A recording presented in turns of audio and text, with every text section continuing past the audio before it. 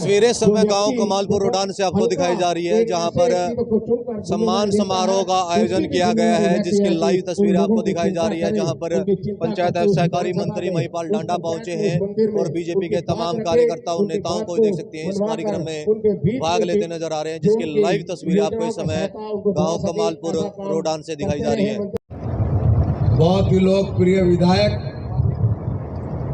आदरणीय राम कुमार कश्यप जी और हमारी पार्टी के बहुत वरिष्ठ नेता आदरणीय भाई राजेंद्र स्वामी जी और हम सबको जिसने बुला के यहाँ पर आज ये सम्मान समारोह का कार्यक्रम किया, ऐसे भाई जोनी शर्मा जी और आपकी पूरी टीम का मैं बहुत बहुत अभिनंदन करता हूँ, स्वागत करता हूँ।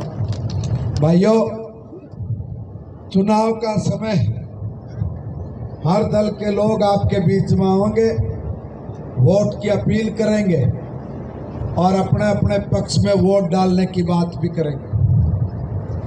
मैं भी इसी कड़ी में एक निवेदन करने के लिए आया हूं। हम लोग ये निवेदन कर रहे हैं कि 60 साल तक एक मुश्त इस देश में एक ऐसी हुकूमत रही जिसने इस देश को ऊंचाइयों पर लेकर जाने का सपना तो दिखाया, मगर उस सपने को भ्रष्टाचार की आंधी में लपेट के हम सब लोगों को बर्बाद करने का काम कर दिया। यहाँ गरीब से गरीब आदमी से अगर कोई पूछे कि आपने कांग्रेस को 60 साल वोट दे, तो कांग्रेस ने आपसे क्या वायदा किया था? कांग्रेस हर बार यही कह के चुनाव लड़ती थी कि कांग्रेस लाओ और गरीबी हटाओ। इसके अलावा कभी कांग्रेस ने इस देश की जनता के सामने कोई दूसरा मुद्दा रखा भी नहीं। मुद्दे रखते कहाँ से?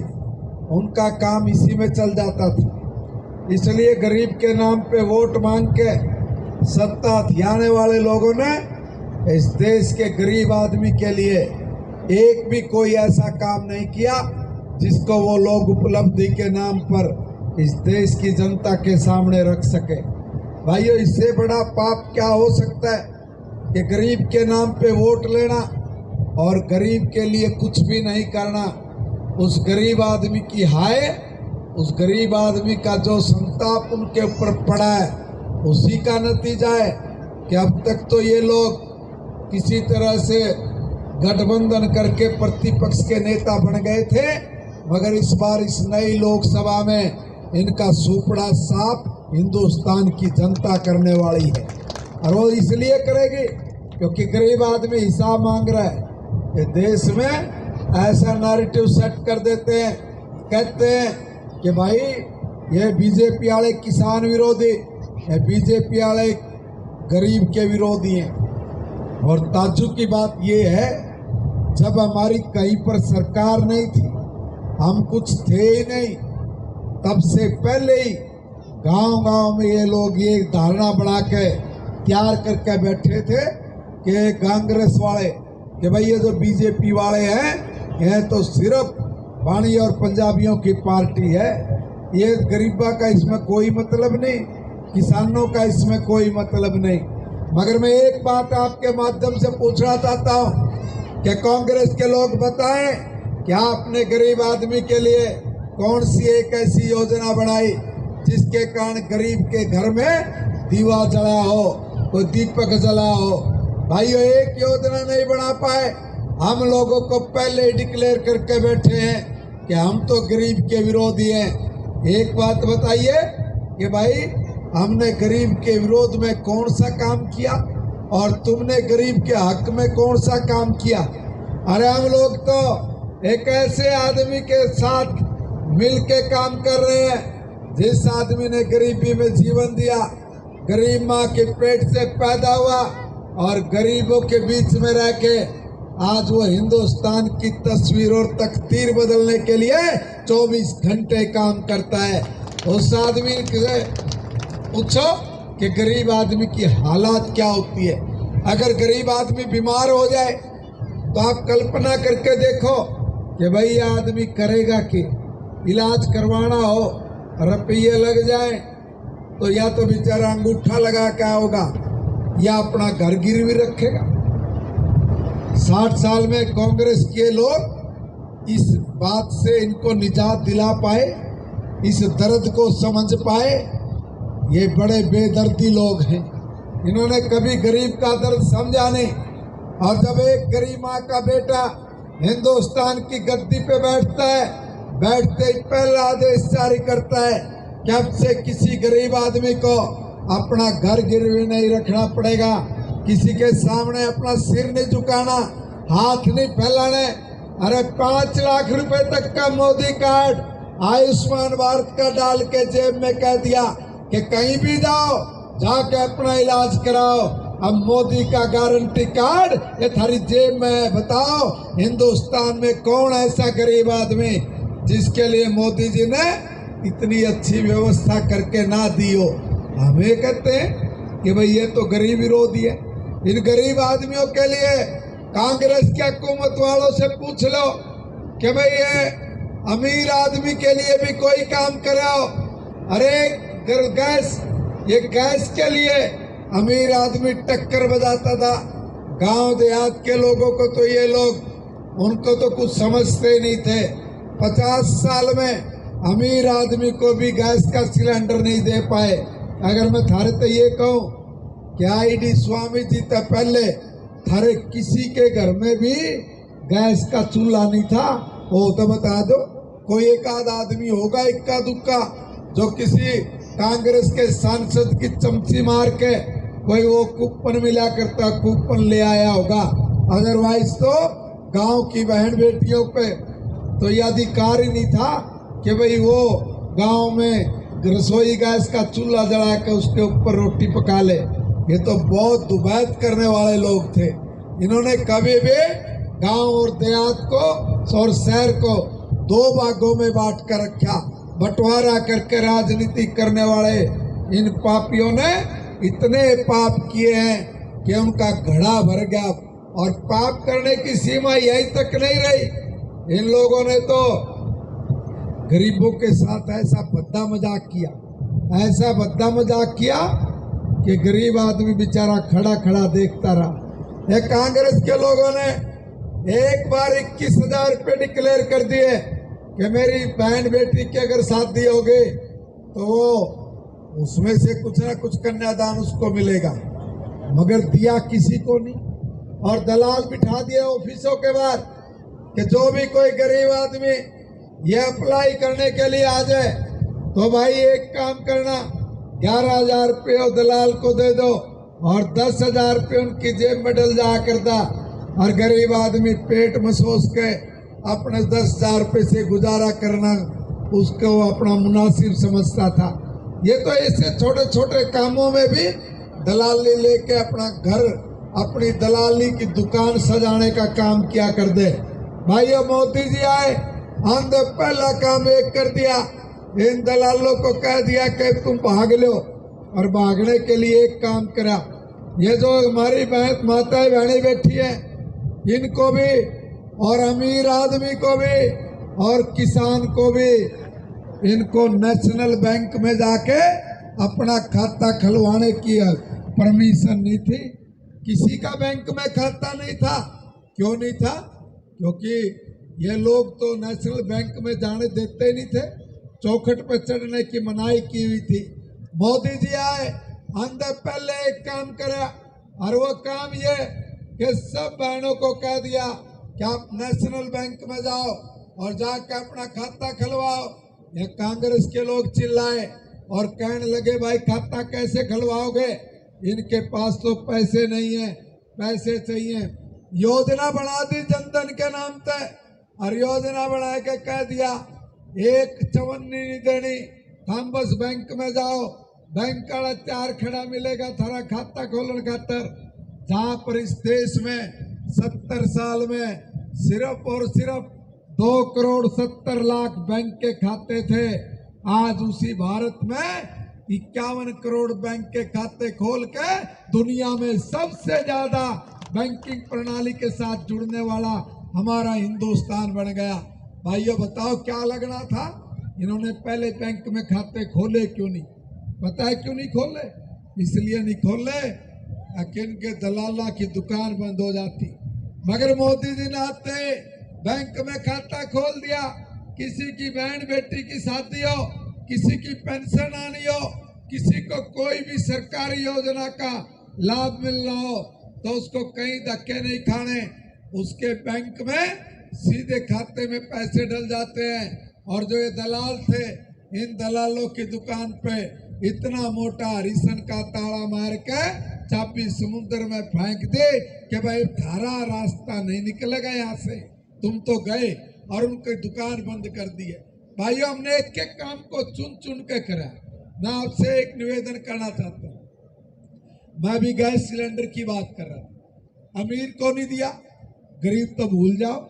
और आपने हम लोगों को मौका दिया था, अटल बिहारी वाजपेयी जी को 50 साल में मौका दिया, और हमने 5 साल में 5 महीने में सारे हिंदुस्तान में एक एक गली में गैस का सिलेंडर इस तरह से पड़ा मिलता था।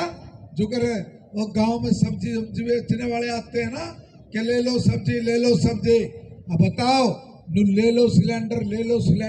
ये गैस एजेंसी वाले लगातार करते फिरते थे कि नहीं करते फिरते थे।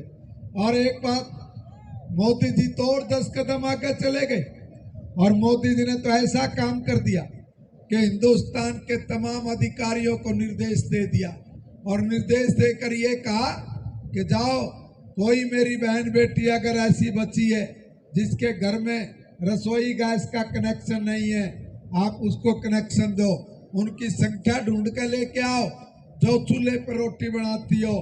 भाइयों, हमारे अधिकारी लगे काम पे, और इस देश में 11 करोड़ ऐसी माता बहनों को लेके आए जिनके पास इतना भी पैसा नहीं था कि भाई वो गैस के सिलेंडर की कॉपी बनवा ले, इतना भी पैसा नहीं था कि चूल्हा खरीद ले और गैस का सिलेंडर ले ले।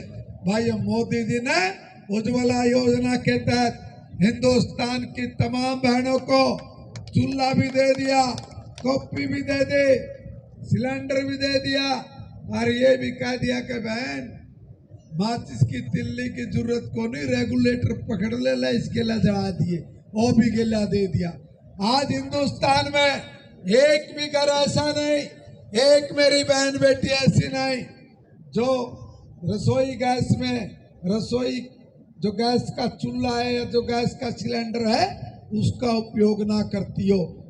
पूरे देश के अंदर अगर यहाँ भी बैठी किसी बहन के घर में चूल्हा नहीं तो अभी जाओ सरपंच के घर पे, इसका चूल्हा उठा के ले आओ और अपने घर में जलाओ। यह अधिकार है आप लोगों का। ये बात कहने की हिम्मत कदे आज से पहले कोई कांग्रेस के नेता कभी बोल पाए, कभी सोच भी पाए? हमें कह देते हैं। आपको एक बात बताइए कि भाई, हमने तो कभी झूठ बोले नहीं, हम तो सदा एक बात कहते रहे कि भाई आप लोग हमारी सरकार बना दो, हम 3 मुद्दों के ऊपर काम करेंगे। और वो 3 मुद्दे क्या? हमने देश की जनता को पहले कहा था कि बीजेपी की सरकार बनाओ, हम धारा 370 को तोड़ेंगे। ये देश के माथे पे कलंक लगा रखा था कांग्रेस ने, और देश के 18% पैसा बजट का वो इन आतंकवादियों के हाथ में दे रखा था। यह आतंकवादी पैसा हमारा खाते और भारत मुर्दाबाद के नारे लगाते। यह आतंकवादी पैसा हमारा खाते, पाकिस्तान जिंदाबाद बोलते थे। यह आतंकवादी पैसा हमारा खाते और खाके हमारी बहन बेटियों को घर से हाथ पकड़ के खींच के गली में माँ बाप के सामने उनका बलात्कार करते, और फिर बिले ये तो है पवित्र हो गई, फिर उसका गर्दन काट के उसका हत्या कर देते थे। ऐसा पाप 370 की आड़ में यह कांग्रेस जम्मू कश्मीर में कराती रही। शर्म से डूब के मर जाना चाहिए। और फिर कहते हैं कि हमारी सरकार बनाओ, दोबारा धारा 370 को हम लोग लागू करेंगे। अरे लागू तब करोगे जब इस हिंदुस्तान की जनता तुम्हें नई लोकसभा की चौखट के ऊपर पैर रखने देगी, तुम्हें वहीं से बाहर करने वाले हैं। दोस्तों, इतना बड़ा काम कह रहे कि ये मोदी जी ये धारा 370 मत तोड़ देना, इस देश में आग लग जाएगी, ये देश चल जाएगा। और अमित शाह जी को कहा मोदी जी ने कि खड़ा हो जा और तोड़ दे 370। लोकसभा में शेर खड़ा हुआ और खड़ा है ये बोला कि भाई धारा 370 खत्म, तो होगी खत्म। अरे साथ में एक बात भी बोल दी कि जो कह रहे हैं ना इस देश में आग लग जाएगी, ये देश चल जाएगा, उनको चेतावनी दे रहा हूं, पर मत मारने की कोशिश करना। जिसने भी पर मारा उसके पर काट के 10 फीट जमीन में गाड़ देंगे। कोई हिम्मत नहीं कर पाया कि कोई इसका विरोध कर पाए, और इतनी आसानी से ये धारा 370 खत्म होगी। भाइयों मुझे एक बात बताओ, ये समस्या को पैदा करने वाले को कांग्रेस के लोग, दूसरी समस्या भी इन्होंने पैदा की। हमने कहा था हमारी सरकार बना दो, हम भगवान श्री राम का मंदिर बना के देंगे। एक बात बताओ, ये नौबत क्यों आई? अरे जब इस देश में धर्म के नाम पर बंटवारा हो गया, मुसलमान पाकिस्तान में चले गए, हिंदू हिंदुस्तान में रह गए, तो फिर समस्या कहाँ पे थी? क्यों नहीं आपने पहले दिन इन करोड़ों करोड़ों हिंदुओं का मंदिर, उनके आराध्य देव का मंदिर पूजा पाठ करने के लिए खोल के रखा? क्यों आपने आजादी के तुरंत बाद भगवान श्री राम के जो संतानें हैं उनको पूजा पाठ करने के लिए उनका अधिकार नहीं दिया? कोई समस्या नहीं बची थी, फिर भी समस्या पैदा करके रखी, और इसलिए पैदा करके रखी कि इनको वोट मिलते रहे। भाइयों हमने कहा कि मंदिर खोल दो, बोले भाई हमारे पे तो कानून बने नहीं ये अंग्रेजों के टाइम के कानून है, कोर्ट में मुकदमा है, कोर्ट में जाओ और अपनी लड़ाई लड़ो। हमारा समाज कोर्ट में लड़ाई लड़ता रहा। हमारे समाज के लोगों को गुस्सा आया, और गुस्सा जब आया जब ये बोले कि राम काल्पनिक है, राम तो पैदा नहीं हुआ, तो हिंदुस्तान की तरुणाई वो चढ़ गई अयोध्या में, और अयोध्या में जाके उसी कलंक पे जो बाबर के नाम से कांग्रेसियों ने मशहूर कर रखा था, बाबर के उस कलंक के ढांचे के ऊपर चढ़ के मार थोड़ा खिंडा के घेर दिया, और उनमें कहा कि भाई चाहे हमारा मंदिर बने ना बने, एक कलंक जो कांग्रेस के कारण लगा था वो भी धो दिया। और टेंट में इतने दिनों तक हमारे भगवान राम को रहने पर इस कांग्रेस ने मजबूर किया। आपने वोट दी, हमारी सरकार बनी, और बनते ही भगवान श्री राम के भव्य मंदिर का निर्माण करके आज करोड़ों करोड़ों लोगों के लिए दरवाजा खुल गया कि जाओ और अपने आराध्य देव के दर्शन करके भारत को समृद्ध भारत बनाने का और समृद्ध परिवार बनाने का यह आशीर्वाद लो। करोड़ों करोड़ों लोग हर रोज जा रहे। और तीसरी समस्या एक और जो बहुत जरूरी वह थी कि भाई समान नागरिक संहिता का कानून लागू करेंगे। अब यह समस्या भी हमने पैदा करी क्या? यह भी कांग्रेसियों ने पैदा करी। दो तरह के कानून बना दिए। अरे जब जिस देश में धर्म के नाम पर बंटवारा हुआ हो, और फिर दो तरह के कानून बना दे। एक कानून, एक उदाहरण देकर समझाऊंगा। भाइयों, इंदिरा गांधी जी ने कह दिया कि भाई हिंदुस्तान की जनसंख्या बड़ी बढ़ रही है, इसलिए कानून लेकर आओगे। और कानून लेने से पहले हमारे बूढ़े और बूढ़ियों के साथ क्या किया वो आपको पता ही है। नसबंदी के लिए छोड़ दिए गांव-गांव में, और हमारा बूढ़ा भी 60 साल का और हड़के खेत में को नू भाग्या जाओ करता, जब पीटी उसे प्लेट उस पर चक्कर काट रही हो स्टेडियम के अंदर, इतनी स्पीड से भाग रहा था। अगवाई नसबंदी वाले आगे। भाइयों, हमारे खातिर ऐसे ऐसे कानून बना दिए और ये कह दिया बिना बात करे, बिना सोचे, बिना समझे, बिना समाज से बात करे कि भाई हम दो हमारे दो। हमने चुपचाप स्वीकार कर लिया। इसलिए कर लिया कि भाई जनसंख्या बढ़ रही है, उसको कंट्रोल करना ही चाहिए, मगर उसका तरीका गलत। मगर ये फांसी मारे क्यों दी? दूसरे लोग जब वो थोड़ा सा विरोध करने के लिए खड़े हुए बोले जी आप तो अपनी राय बता दो, हमने क्या करना है, मारे लोग का लठ देवे, उनसे राय पूछे।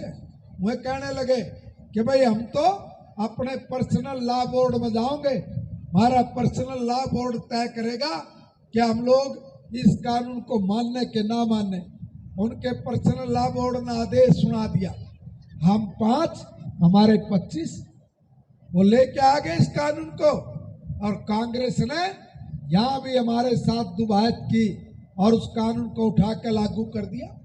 असमानता बढ़ गई, जनसंख्या का अनुपात उलटफेर हो गया और हमने बहुत सारी जगह इसी कारण बहुत दंगों का सामना करना पड़ा, बहुत आपसी धार्मिक झगड़ों का सामना करना पड़ा। ये जो असंतुलन बना ये इसी के कारण हुआ। और इतना ही नहीं, इस कानून की बहुत ज्यादा जरूरत थी। हम पहले दिन से कह रहे हमारी सरकार बनाओ, हम लोग ये समान नागरिक संहिता के कानून को लागू करेंगे। आज मुझे बड़ा हर्ष है कि हमारा यूं भी काम बनकर बिल्कुल तैयार धरा। समझ लो कि भाई 4 जून के बाद कभी भी हिंदुस्तान की सरकार मोदी जी के नेतृत्व में इसमें ऊपर भी ठप्पा मार के कह देगी हो गया यूं भी काम, वो भी काम हमारा बचने वाला नहीं है। लगभग पूर्ण रूप से तैयार हुआ पड़ा। भाइयों हम बताओ, ये इन तीनों चीजों की जड़ कांग्रेस समस्या की, और तीनों पर नू कह रही है कि भाई हमारी सरकार बना दो। ये जो काम करे ना मोदी जी ने, इन सारे कामों ने उलट देंगे, इन सारे कामों को पलट देंगे। अरे तुम क्या पलटोगे? 2024 में हिंदुस्तान की 140 करोड़ जनता तुम्हें ऐसा पलटा मारेगी कि तुम्हें इटली वाली नानी याद आओगी। भाइयों वो कह रहे कि भाई महंगाई बढ़ेगी, महंगाई बढ़ेगी। कोरोना में सारी दुनिया में महंगाई बढ़ रही, इतनी महंगाई बढ़ रही कि भारत में कहीं उसके हिसाब से थोड़ी भी महंगाई नहीं बढ़ी है। मगर बोलना है चुनाव में, मुद्दे हैं ना भी हो तो पैदा करने में यह कांग्रेसी बहुत माहिर है। मगर मैं एक बात पूछना चाहता हूं कि आप कह रहे हो कि भाई महंगाई बहुत बढ़ गई, मगर हम कह रहे हैं कि दुनिया के हिसाब से हमारे यहाँ महंगाई बहुत कम है। मानते नहीं, मगर मैं एक निवेदन करना चाह रहा हूं कि राहुल गांधी जी, हम देश की जनता है, आप कह रहे हो महंगाई सबसे ज्यादा है। आप अपने मम्मा के गांव में गए थे इटली में, बड़ा आपने एक दुकान पे बैठ कर रोटी खाई थी, चाय भी पी थी, सुना समोसा भी खाया था। अरे जो कोई उसका बिल दिखा दे इस हिंदुस्तान की जनता ने कि कितने का है, वो पता लग जाएगा कि हिंदुस्तान में रोटी की जो थाली है वो कितने रुपए की है और इटली में तेरे मामा को कितने की मिला है। आप शब्द में 1 मिनट में समझ में आ जाएगा महंगाई कहाँ बढ़ी और कहाँ नहीं बढ़ी। दोस्तों इतना ही नहीं है, हम लोगों के ऊपर ये इल्जाम लगा देते हैं कि भाई ये लोग तो किसान विरोधी लोग हैं। देखो कितने गजब की बात कहते। और हमारे वाले लोगों ने भी हमारे ठाई डंडे पेल दिए, हमारे कपड़े भी पाड़ दिए बिना सोचे समझे। वाले मिले किसान विरोधी। भाई मेरे को एक बात बता दो कि भाई 1997 से पहले एक किसान का नाम बोल दो, अरे बैठा दूसरा खेती करे कि भाई मेरा बैंक में खाता था, नेशनल बैंक में, लैंड मॉर्गेज बैंक तक, कोऑपरेटिव बैंक तक लटक कर मर जा कर दे, 7 किला की फरत दिया कर दे, तब जाकर एक ऐसे ट्रैक्टर लेकर आया कर दे। यह हमारी सरकार जिसको ये लोग किसान विरोधी घोषित कर रहे, इन्हीं किसान विरोधी लोगों ने हिंदुस्तान के किसान की किस्मत को खोला। पहली बार हम लोगों ने नेशनल बैंकों को कहा कि हिंदुस्तान के किसान का बैंक में खाता खोलो, खाता खुल गया।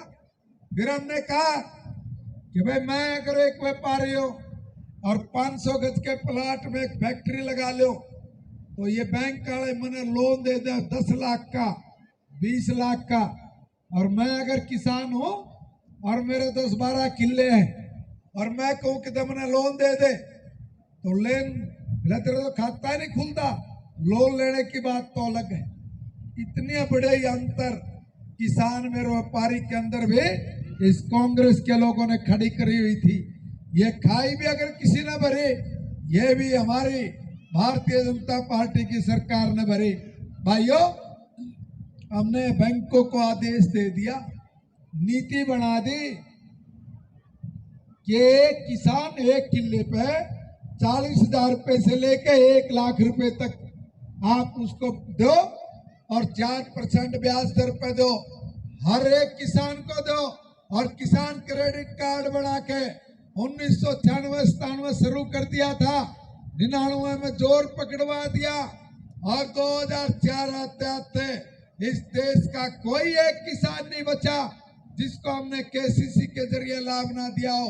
मुझे एक बात बताओ कि हिंदुस्तान में हम लोगों को किसान विरोधी बताते हैं, जो किसान हितैषी लोग थे, कोई एक योजना बताए कि हमने ऐसी एक योजना बनाई थी जिससे इस देश का किसान समृद्धि की ओर आगे बढ़ाओ, खुशहाली की ओर आगे बढ़ाओ। एक भी काम नहीं करा। और जिन्होंने करा, जिन्होंने किसान के लिए रास्ता खोला, उनको ये बदमाश कहने लगे कि भाई ये तो किसान विरोधी है। हम लोगों ने सारी दुनिया आर्थिक संकट से जूझ रही, कोरोना आ गया और हमारे देश के प्रधानमंत्री ने बहुत पहले एक सपना इस हिंदुस्तान के किसान के सामने रखा था। उन्होंने कहा था कि कुछ भी करेंगे, हम हिंदुस्तान के किसान की आय को दुगना करेंगे और किसान की आय दुगना 2022 तक करेंगे। सारे संकटों के बावजूद फिर भी इतनी आर्थिक तंगी को झेलते हुए भी हमने हिंदुस्तान के किसान की आय को दुगना किया। अब कई लोग बोल देंगे भाई खड़े कर दिए, बताओ ये तो 2,000 रुपये क्यों था, 4,000 कद करोगे। बड़े सियाने लोग हैं, ये ऐसे लोगों को आगे करके हमारे भोले भाले किसान को बकाने का काम में लगा दे। अरे भाई, हमारी सरकार कद बढ़ी 13-14 में बढ़ी। 13-14 में गेहूं का दाम के, जीरी का दाम के, बाजरे का दाम के, ग्वार का दाम के, ज्वार का दाम के, अरहर का दाम के, मूंग का बताओ, उड़द का बताओ, सूरजमुखी का बताओ, रागी का बताओ, ज्वार बाजरे का बताओ, सरसों का बताओ, कपास का बताओ। अरे कांग्रेसियों, हम तो इतनी फसलों का नाम में बता दो, ये कह रहा हूं मैं। और हमने उनका दाम कितना था ये बता दो। 2013-14 में इन फसलों के दाम पे गूगल निकाल लो, आपके हाथ में मोबाइल फोन है। कदे नू कह दो कि भाई हमारा छोरा महिपाल डांडा आया और झूठ बोल कर चला गया, इपे अपना फोन निकाल लो गूगल पे और निकाल के इनका रेट देख लो। और आज जब हम लोग 23-24 में खड़े हैं, तब का रेट देख लो। अगर दुगने ना हो, राजनीति छोड़ देंगे। तो बोलेगा कांग्रेस का आदमी। और इतना ही नहीं है, मैं पूछना चाहता हूं, क्या आप यहाँ किसान बैठे, हम किसान विरोधी घोषित कर दिए। जब वो किसान हितैषी लोग थे, तब हमने तोड़िया बोना क्यों बंद करा, सरसों बोनी क्यों बंद करी थी, क्यों बाजरा बोना बंद करा, क्यों बोनी बंद करी, क्यों सूरजमुखी बोनी बंद करी। हमने थोड़ी नहीं बोनी बंद करी, हम तो किसान विरोधी थे। आपने क्यों बंद कर दी? इसलिए बंद की कि ना मार्केट में भाव दिया, ना व्यापारी दिया और ना मार्केट दी। किसानों ने बोना बंद कर दिया, हम मोटी खेती की तरफ चले गए। मेरी याद तक, मैंने भी +2 तक जब मैं पढ़ रहा था, आरड़ा हमने भी काटी है, सूरजमुखी बाड़ी हम भी बोया कर दे, हमने बोनी बंद कर दी क्योंकि मार्केट नहीं थी। किसान हितैषी लोगों के टाइम में 36 तरह की फसल उगाने वाला मेरा किसान, वो 2 फसलों पे आके खड़ा हो गया। ये मारा किसने? ये मारा कांग्रेस की नीतियों ने। आज हमारी सरकार, आप बताइए, आपका सरसों खरीद रहे कि नहीं, आपकी कपास खरीदी जा रही कि नहीं, आपका बाजरा खरीदा जा रहा है कि नहीं, कोई फसल नहीं। और हरियाणा तो इस देश का ऐसा प्रदेश बन गया जिसमें 14 फसलें हम लोग MSP पे खरीदते हैं। भाइयों, इस तरह की सरकार को ये लोग कह रहे कि ये तो किसान विरोधी सरकार है। मैं एक बात कह के अपनी बात आपके सामने समाप्त करने की ओर लेके जाऊंगा।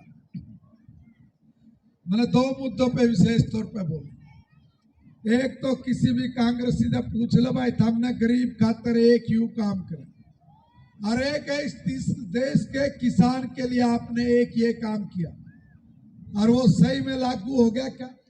जैसे मैंने एक एक करके बताया कि नीचे तक सबको लाभ मिला एक एक योजना का, हमने कदे सपने में भी सोचा क्या? उन्होंने सपने में भी नहीं सोचा और हमने उसको जमीन पे उतार के पूरा कर दिया। अभी हम लोग आपके बीच में फिर खड़े हैं, 2024 के लिए आपसे आशीर्वाद मांग रहे हैं और हम आपको कह रहे हैं कि जैसे हमने हिंदुस्तान के किसान को कहा था कि 2022 तक आय दुगनी करेंगे, समय सीमा पे हमने दुगना किया। अभी हमने हिंदुस्तान की जनता से सुझाव मांगे और सुझाव मांग के हमने कहा है कि हम लोग इस देश को दुनिया का सबसे ताकतवर देश बनाना चाहते हैं। जिक्र किया हुआ है, रेट बिल्कुल ऐसे ही है जैसा था। रेट का क्या रेट था 2013 में जब बीजेपी की सरकार आई थी, आज 900 1000 प्लस भी जाके आ चुका है। देखिए, जब भी इंटरनेशनल कॉस्ट बढ़ती है और घटती है उसी के हिसाब से रेट तय होते हैं। अभी हमने उसमें भी बहुत 200 रुपये और भी गैस का सिलेंडर सस्ता किया अभी थोड़े दिन पहले। क्या कुछ कहेंगे? एक पंचायत के कई ऐसे टेंडर हुए हैं वो अभी तक पूरे नहीं हो पाए, कार्यकाल जो समय था वो पूरा हो चुका है, उसको लेकर के क्या कहेंगे? अभी भी काम देखिए, मैंने रिव्यू मीटिंग एक बुलाई थी अभी पिछले दिनों, कल भी मैंने एक बहुत इम्पोर्टेंट मीटिंग इसी मामले को लेकर बुलाई है। एक बार मुझे भी बड़े बड़े जुम्मे 2 दिन हुए हैं। एक बार मैंने पहले तो इंट्रोडक्शन मीटिंग हुई है डिपार्टमेंट के साथ, अभी उसका रिव्यू मीटिंग एक बार लेंगे, देखते हैं इसमें कौन सा काम कहाँ का खड़ा है और उसको बहुत स्पीड अप देंगे काम। जी, पेट्रोल के दाम को लेकर के क्या कहेंगे? पेट्रोल के दाम अभी हमने कम किया है। कितना? 2 रुपए कम किया? बहुत कम। लोकसभा चुनाव आने वाले हैं, बीजेपी की क्या तैयारियां हैं भाई? बीजेपी की क्या तैयारियां हैं लोकसभा चुनाव को लेकर? लोकसभा चुनाव को लेकर भारतीय जनता पार्टी की तैयारी पूरी है। हमारी पार्टी कैडर बेस्ड पार्टी है। हम जैसे चुनाव खत्म होता अगला चुनाव लड़ने के लिए हमारी पूरी तैयारी स्टार्ट हो जाती है। आज हम लोग पन्ना प्रमुख तक खड़े हैं, पन्ना प्रमुख से भी नीचे चले गए। बूथ हमारा मजबूत है और जो बूथ जीतता है चुनाव जीतता है। हमारा हर कार्यकर्ता अपने मिशन को लेके आगे बढ़ रहा है। हमारा मिशन है 2047 तक हिंदुस्तान को दुनिया का सबसे ताकतवर देश बनाना, और इसी मिशन को लेके हमारा कार्यकर्ता नीचे तक जुटा हुआ है। हमें कोई संशय नहीं, हम लोग 400 पार की बात अगर मोदी जी ने कही है तो 400 पार जाएंगे। हरियाणा में 10 सीटों पर बीजेपी कितनी 10 सीटें जीतेंगे, 10 की 10। ये देख सकते हैं, समय कमालपुर रोडान गांव में समय महिपाल डांडा पहुंचे हैं, जो पंचायत सहकारी मंत्री हैं, जिनका जोरदार स्वागत किया गया और अब आगे कार्यक्रम की ओर जाते हुए नजर आ रहे हैं। आप लोगों से अपील की खबर को लाइक और शेयर करते रहे। मैं अपने सहयोगी के साथ इस समय कमालपुर रोडान गांव से पंकज कुमार।